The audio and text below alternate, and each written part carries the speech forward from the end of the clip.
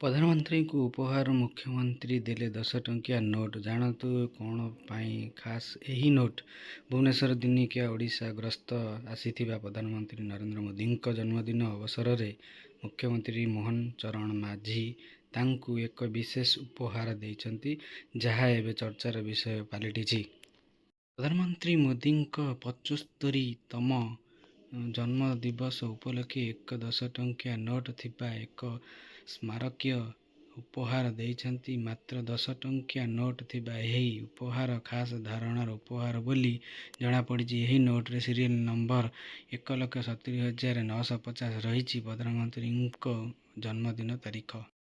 ସୂଚନାଯୋଗ୍ୟ ଯେ ପ୍ରଧାନମନ୍ତ୍ରୀ ମୋଦି ଗୁଜରାଟ ରାଜ୍ୟର ମହେସାଣା ଜିଲ୍ଲାର ଭାଦାନଗରରେ 1950 ମସିହା ସେପ୍ଟେମ୍ବର 17 ତାରିଖ ଜନ୍ମଗ୍ରହଣ କରିଥିଲେ। ଏହି ଖାସ୍ ଉପହାର ପାଇଁ ପ୍ରଧାନମନ୍ତ୍ରୀ ନରେନ୍ଦ୍ର ମୋଦି ଖୁବ୍ ଉତ୍ସାହିତ ହୋଇ ମୁଖ୍ୟମନ୍ତ୍ରୀଙ୍କୁ ଧନ୍ୟବାଦ ଜଣାଇଛନ୍ତି।